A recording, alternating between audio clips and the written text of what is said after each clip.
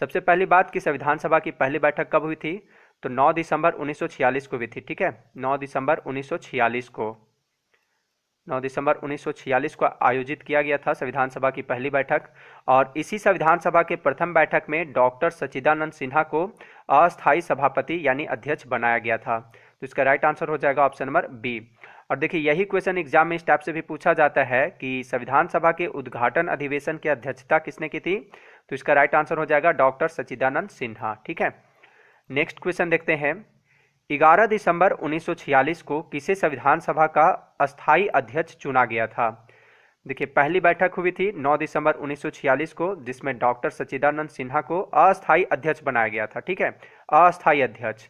बाद में संविधान सभा के सदस्यों द्वारा 11 दिसंबर 1946 को डॉक्टर राजेंद्र प्रसाद को, ठीक है, डॉक्टर राजेंद्र प्रसाद को संविधान सभा का अस्थायी अध्यक्ष नियुक्त किया गया था, यानी इन्हें अस्थायी अध्यक्ष बनाया गया था। तो इसका सही उत्तर हो जाएगा option number C, doctor Rajendra Prasad. Question number 3, भारतीय संविधान सभा की प्रारूप समिति के अध्यक्ष कौन थे। तो प्रारूप समिति के अध्यक्ष थे डॉक्टर भीमराव अंबेडकर। ठीक है, राइट आंसर हो जाएगा ऑप्शन नंबर सी। और इस समिति में अध्यक्ष सहित कुल कितने सदस्य थे, तो 7 सदस्य थे। क्वेश्चन नंबर 4, भारतीय संविधान कब अंगीकार किया गया था। तो यह जो है भारतीय संविधान को संविधान सभा द्वारा अंगीकार यानी कि इसे अपनाया गया था 26 नवंबर 1949 को। ठीक है, 26 नवंबर 1949 को। राइट आंसर हो जाएगा ऑप्शन नंबर डी, 26 नवंबर 1949। और इसे पूरी तरह लागू कब किया गया था, तो 26 जनवरी 1950 को। ठीक है, इसे संविधान सभा द्वारा एक्सेप्ट किया गया था 26 नवंबर 1949 को, और इसे पूरी तरह लागू किया गया था 26 जनवरी 1950 को। तो आप इसे भी याद रखिएगा, यह भी एग्जाम में क्वेश्चन पूछा जाता है। क्वेश्चन नंबर 5, निम्नलिखित में से किस तिथि को भारतीय संविधान लागू किया गया था। अभी अभी मैंने आपको बताया कि इसे स्वीकार किया गया था 26 नवंबर 1949 को और लागू किया गया था 26 जनवरी 1950 को। ठीक है, तो इसका सही उत्तर हो जाएगा ऑप्शन नंबर ए, 26 जनवरी 1950 को। ठीक है, एक इंपॉर्टेंट फैक्ट जो आपको याद रखना है और वह है भारतीय संविधान बनने में कितना समय लगा था, तो 2 साल 11 महीना 18 दिन का समय लगा था। ठीक है, क्वेश्चन नंबर 6, भारत की संविधान सभा का संवैधानिक सलाहकार कौन था। तो भारतीय संविधान सभा का संवैधानिक सलाहकार था सर बी.एन. राव। तो इसका राइट आंसर हो जाएगा option number C, sir B N. Rao. Question number 7, संविधान के अनुच्छेद 1 में भारत को क्या कहा गया है। तो भारत के संविधान के भाग 1 के अनुच्छेद 1 में कहा गया है कि भारत अर्थात इंडिया राज्यों का संघ होगा। ठीक है, राज्यों का संघ। तो इसका सही उत्तर होगा ऑप्शन नंबर डी, अनुच्छेद 1 में इसे राज्यों का संघ कहा गया है। क्वेश्चन नंबर 8, विश्व का सबसे बड़ा लिखित एवं सर्वाधिक व्यापक संविधान किस देश का है। तो विश्व का सबसे बड़ा लिखित एवं सर्वाधिक व्यापक संविधान जो है वह है भारत का संविधान। सही उत्तर होगा option number B, Bharat. Question number 9, लिखित संविधान की अवधारणा सबसे पहले किस देश ने पेश की थी। तो लिखित संविधान की अवधारणा यानी इसका आइडिया जो है सबसे पहले प्रस्तुत किया था फ्रांस ने। ठीक है, तो इसका सही जवाब होगा ऑप्शन नंबर बी, फ्रांस। लेकिन अगर आपसे क्वेश्चन पूछा जाए कि विश्व का प्रथम लिखित संविधान किस देश का है, तो इसका आंसर हो जाएगा संयुक्त राज्य अमेरिका। ठीक है, पहला लिखित संविधान किस देश का था, संयुक्त राज्य अमेरिका का, और इसका अवधारणा यानी कि आइडिया जो प्रस्तुत किया था वह किया था फ्रांस ने। ठीक है, तो आप इसे भी याद रखिएगा। और विश्व का सबसे बड़ा लिखित संविधान किसका है, तो भारत का है। क्वेश्चन नंबर 10, भारतीय संविधान में शामिल नीति निर्देशक सिद्धांत किसके संविधान से लिया गया है। यह क्वेश्चन एग्जाम में कई बार पूछा जा चुका है कि नीति निर्देशक सिद्धांत किसके संविधान से यानी किस देश के संविधान से लिया गया है। तो भारतीय संविधान में शामिल राज्य के नीति निर्देशक सिद्धांत जो है यह लिया गया है आयरलैंड से। ठीक है, आयरलैंड के संविधान से। तो इसका सही आंसर होगा ऑप्शन नंबर डी, आयरलैंड के संविधान से। और इसका वर्णन संविधान के किस भाग में है, तो भाग 4 में अनुच्छेद 36 से लेकर 51 के बीच में। ठीक है, अनुच्छेद 36 से लेकर 51 तक है। ठीक है, और एक और बात कि इसे न्यायालय द्वारा लागू नहीं किया जा सकता है, यानी इसे वैधानिक शक्ति प्राप्त नहीं है। नीति निर्देशक सिद्धांत को न्यायालय द्वारा लागू नहीं किया जा सकता है और इसे यानी कह सकते हैं कि इसे वैधानिक शक्ति प्राप्त नहीं है। क्वेश्चन नंबर 11, भारतीय संविधान कैसा है। तो देखिए, भारतीय संविधान अंशतः कठोर तथा अंशतः लचीला है। ठीक है, दोनों है। तो इसका राइट आंसर हो जाएगा ऑप्शन नंबर डी, अंशतः कठोर और अंशतः लचीला। लचीला इस मायने में है क्योंकि इसके अधिकतर प्रावधानों को संसद द्वारा साधारण बहुमत से संशोधित किया जा सकता है, जबकि कठोर इस मायने में है क्योंकि इसके कुछ प्रावधानों को संशोधित करने के लिए विशेष प्रक्रिया अपनाई जाती है। इसलिए भारतीय संविधान अंशतः कठोर तथा अंशतः लचीला है। क्वेश्चन नंबर 12, स्वतंत्र भारत के प्रथम कानून मंत्री कौन थे? तो स्वतंत्र भारत के प्रथम कानून मंत्री कौन थे? वह थे डॉक्टर भीमराव अंबेडकर। ठीक है, सही आंसर होगा option number D. Jawaharlal Nehru जो थे यह भारत के पहले प्रधानमंत्री थे। वल्लभ भाई पटेल ये भारत के पहले गृह मंत्री थे तथा मौलाना अबुल कलाम आजाद जो हैं ये जो थे ये भारत के पहले शिक्षा मंत्री थे। क्वेश्चन नंबर 13, गीत जन गण मन को भारत के राष्ट्रगान के रूप में किस वर्ष स्वीकृत किया गया था? यह एग्जाम में कई बार क्वेश्चन पूछा जा चुका है। ठीक है, तो जन गण मन को 24 जनवरी 1950 को भारत के राष्ट्रगान के रूप में स्वीकृत किया गया था। तो इसका सही उत्तर होगा ऑप्शन नंबर सी। ठीक है, 1950 में। कब? 24 जनवरी 1950 को। और इसे सर्वप्रथम यानी कि पहली बार कब और कहाँ पे गाया गया था? तो इसे सबसे पहली बार यानी सर्वप्रथम गाया गया था 27 दिसंबर 1911 को। ठीक है, 27 दिसंबर 1911 को कांग्रेस के कलकत्ता अधिवेशन में। ठीक है, किस अधिवेशन में? कांग्रेस के कलकत्ता अधिवेशन में 27 दिसंबर 1911 को जन गण मन को पहली बार गाया गया था। और राष्ट्रगान को गाने में कितना समय लगता है? तो 52 सेकेंड का समय लगता है। ठीक है, 52 सेकेंड का। और अगर बात करें कि इसे अगर संक्षिप्त में गाने में कितना समय का मतलब समय लगता है, कितना सेकेंड का समय लगता है, तो संक्षिप्त में इसे गाने में 20 सेकेंड का समय लगता है। तो आप इन सभी बातों को याद रखिएगा। क्वेश्चन नंबर 14, निम्नलिखित में से किस अधिकार को डॉक्टर भीमराव अंबेडकर ने संविधान का हृदय और आत्मा कहा था? ठीक है, संविधान का हृदय और आत्मा कहा था। तो यह किसे कहा था? तो डॉक्टर भीमराव अंबेडकर ने संवैधानिक उपचारों के अधिकार जो है, ठीक है, संवैधानिक उपचारों का अधिकार, इसे संविधान का हृदय और आत्मा कहा था। ठीक है, तो इसका आंसर होगा ऑप्शन नंबर डी, संवैधानिक उपचारों का अधिकार को। और संवैधानिक उपचार का अधिकार अनुच्छेद 32 से 35 तक मौलिक अधिकार में ही शामिल है। ठीक है। क्वेश्चन नंबर 15, निम्न में कौन सा संशोधन अधिनियम मिनी संविधान माना जाता है? तो देखिए 42वां संविधान संशोधन अधिनियम 1976 जो है, ठीक है, 42वां संविधान संशोधन अधिनियम 1976 है, इसे मिनी संविधान माना जाता है। ऐसा क्यों? क्योंकि ना इस संविधान संशोधन के तहत प्रस्तावना के साथ साथ संविधान के कई अनुच्छेदों में संशोधन किया गया था। जैसे संविधान की प्रस्तावना में समाजवादी, धर्मनिरपेक्ष एवं एकता और अखंडता आदि शब्द जोड़े गए थे। इसी संविधान संशोधन में 42वां संविधान संशोधन अधिनियम में ही ये सभी शब्द जोड़े गए थे। ठीक है, और मौलिक कर्तव्यों को भी जोड़ा गया था इसी संविधान संशोधन में। ऐसे बहुत सारे चीज़ों को जोड़ा गया था इस संशोधन में, इसलिए इसे मिनी संविधान माना जाता है। किसे? 42वां संविधान संशोधन अधिनियम 1976 को। क्वेश्चन नंबर 16, निम्न में से कौन सा मौलिक अधिकार नहीं है? तो यहाँ पे दिए गए ऑप्शन में संपत्ति का अधिकार को छोड़कर, ठीक है, संपत्ति का अधिकार को छोड़कर वर्तमान में ये सभी मौलिक अधिकार हैं। तो इसका आंसर होगा ऑप्शन नंबर बी, संपत्ति का अधिकार जो है यह मौलिक अधिकार नहीं है। ठीक है, और संपत्ति का अधिकार यह भी मौलिक अधिकार ही था पहले, लेकिन 44वां ठीक है, 44वां संविधान संशोधन अधिनियम 1978 के तहत इसे मौलिक अधिकार से हटा दिया गया। ठीक है, वर्तमान में यह एक विधिक अधिकार यानी कि कानूनी अधिकार है और इसे संविधान के अनुच्छेद 300A में रखा गया है। 300A यानी 300 क में रखा गया है।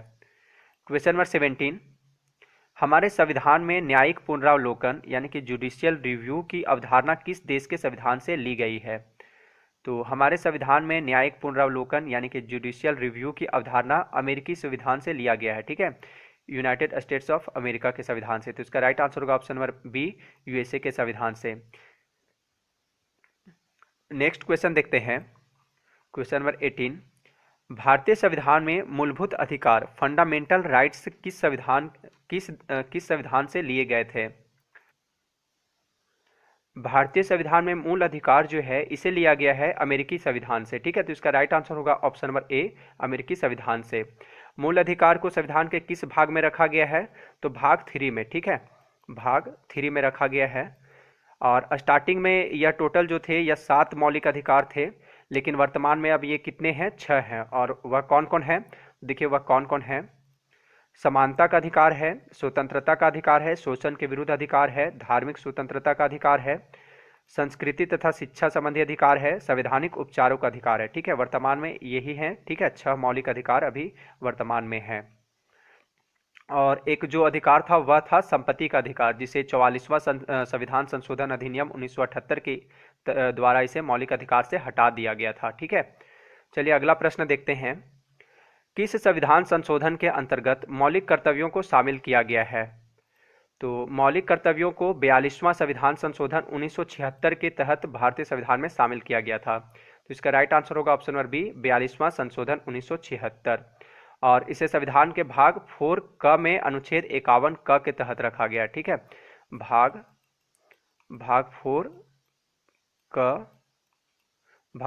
क में अनुच्छेद 51 क में रखा गया है। ठीक है, मौलिक कर्तव्यों को, तो आप इसे भी याद रखिएगा, यहाँ से भी एग्जाम में क्वेश्चन पूछा जाता है। और मौलिक कर्तव्य किस देश के संविधान से लिया गया है? तो यह लिया गया है रूस के संविधान से।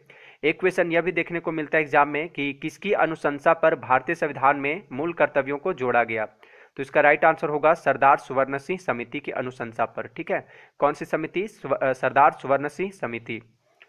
क्वेश्चन नंबर 20, अस्पृश्यता यानी कि अनटचेबिलिटी का अंत संविधान के किस अनुच्छेद द्वारा किया गया है?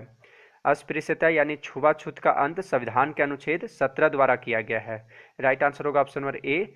और देखिए अनुच्छेद 24 जो है यह बच्चों के शोषण से संबंधित है, यानी कि इस अनुच्छेद के अनुसार 14 वर्ष से कम आयु वाले किसी बच्चे को कारखानों, खानों या अन्य किसी जोखिम भरे काम पर नियुक्त नहीं किया जा सकता है। और अनुच्छेद 19 ए जो है इसके अंतर्गत बोलने की स्वतंत्रता की गारंटी दी गई है। और प्रेस की स्वतंत्रता का वर्णन भी अनुच्छेद 19 ए में ही है। ठीक है, एग्जाम में क्वेश्चन पूछा जाता है कि भारतीय संविधान के किस अनुच्छेद में प्रेस की स्वतंत्रता दी गई है? तो इसका उत्तर हो जाएगा अनुच्छेद 19 ए। ठीक है, इसलिए आप इसे भी याद रखिएगा।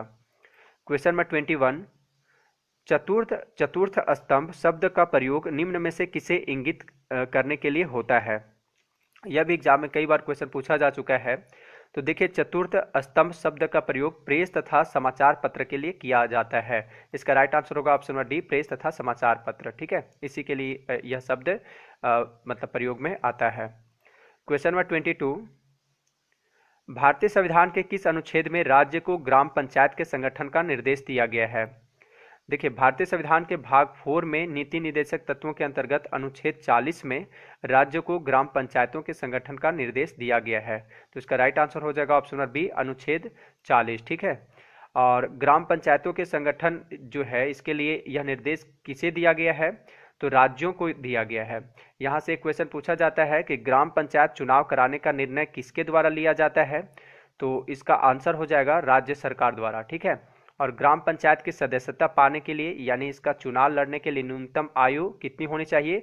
तो 21 वर्ष होनी चाहिए। ठीक है, लोकसभा और विधानसभा के लिए कितनी होनी चाहिए? 25 वर्ष, तथा राज्यसभा की सदस्यता के लिए न्यूनतम आयु कितनी होनी चाहिए? 30 वर्ष होनी चाहिए। क्वेश्चन नंबर 23, पंचायती राज की त्रिस्तरीय समिति का गठन किसके द्वारा किया गया था? तो पंचायती राज की त्रिस्तरीय समिति का गठन बलवंत राय मेहता समिति के द्वारा किया गया था। इसका राइट आंसर होगा ऑप्शन नंबर ए, बलवंत राय मेहता समिति के द्वारा। ठीक है, इस समिति की अनुशंसा पर है सो पंचायती राज की त्रिस्तरीय समिति का गठन किया गया था। और देखिए इस समिति की सिफारिशों के अनुसार ग्राम स्तर पर ग्राम पंचायत, ब्लॉक स्तर पर पंचायत समिति तथा जिला स्तर पर जिला परिषद का गठन किया गया था। क्वेश्चन नंबर 24, भारत के राष्ट्रपति के निर्वाचन के लिए न्यूनतम निर्धारित आयु कितनी है?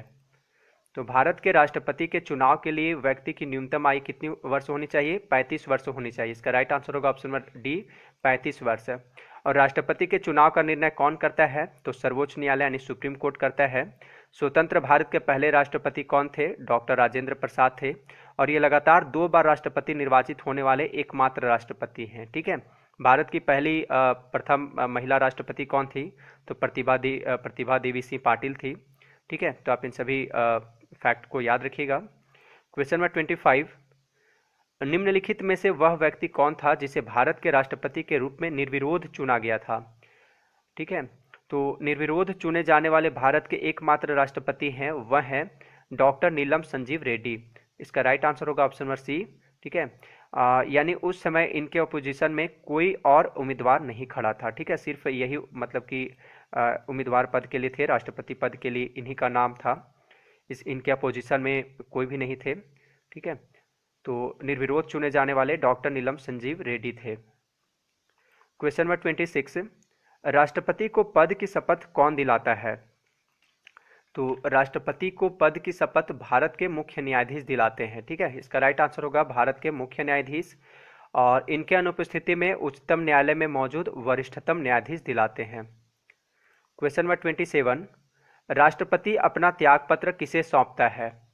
तो राष्ट्रपति अपना त्यागपत्र उपराष्ट्रपति को सौंपता है, ठीक है, उपराष्ट्रपति को। इसका राइट आंसर होगा ऑप्शन नंबर सी, तथा उपराष्ट्रपति जो है यह राष्ट्रपति को सौंपता है। एक और बात कि यदि राष्ट्रपति का पद खाली है तो उसे 6 महीने के अंदर भरना आवश्यक होता है। क्वेश्चन नंबर 28, किसी राज्य में राष्ट्रपति शासन का तात्पर्य है कि वह राज्य संचालित होता है।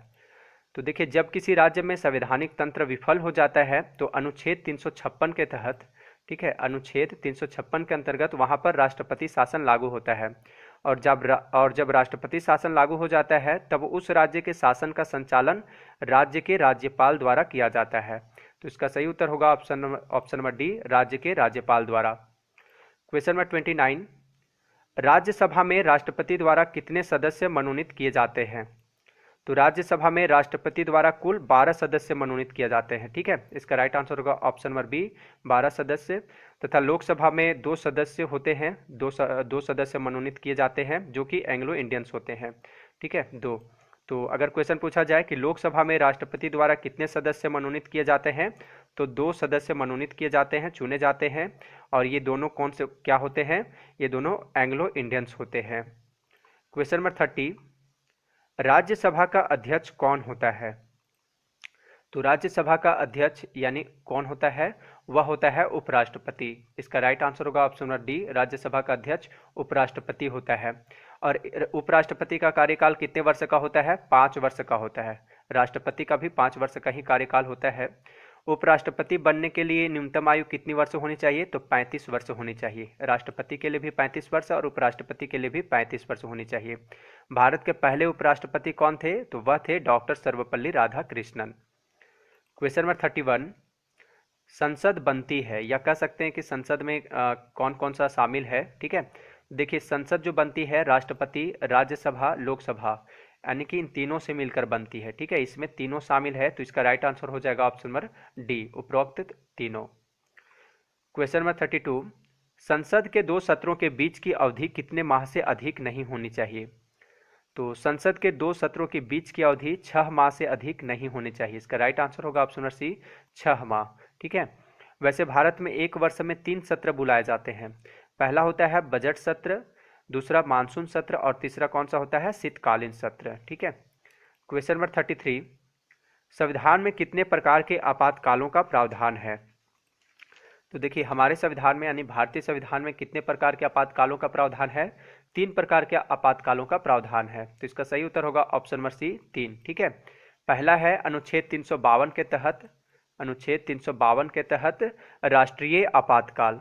दूसरा हो गया 356 के तहत, 356 के तहत राज्य में राष्ट्रपति शासन।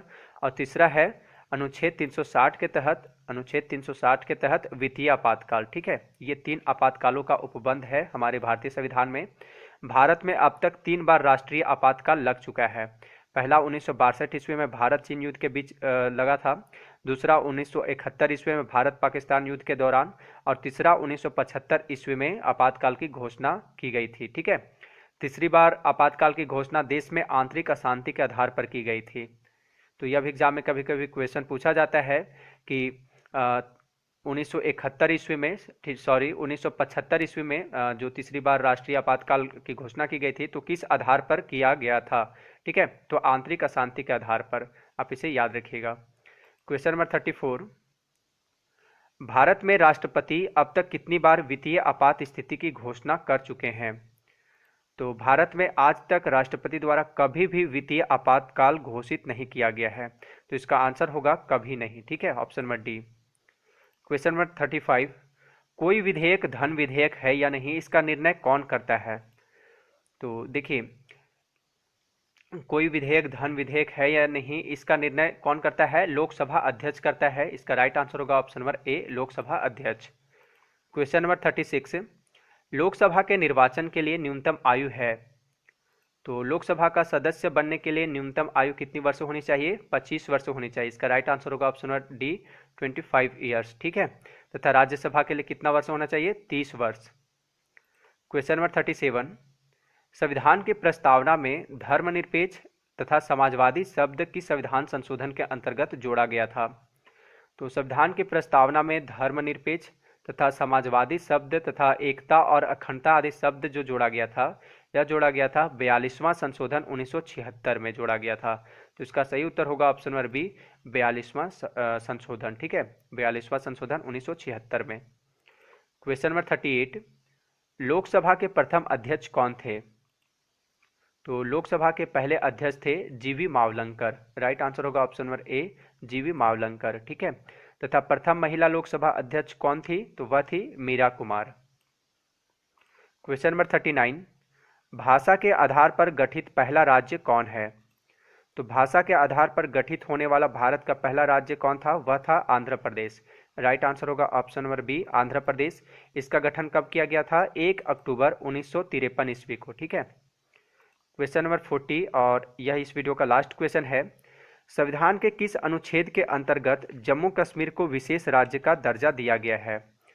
तो देखिए, अनुच्छेद 370 के तहत। ठीक है, इसका आंसर होगा ऑप्शन नंबर बी, अनुच्छेद 370 के तहत जम्मू कश्मीर राज्य को विशेष राज्य का दर्जा दिया गया है। देखिए, अंत में आपसे क्वेश्चन है, जिसका सही जवाब आप मुझे कमेंट बॉक्स में कमेंट करके बताइएगा। और क्वेश्चन है कि देश के 29वें राज्य तेलंगाना का गठन कब हुआ था?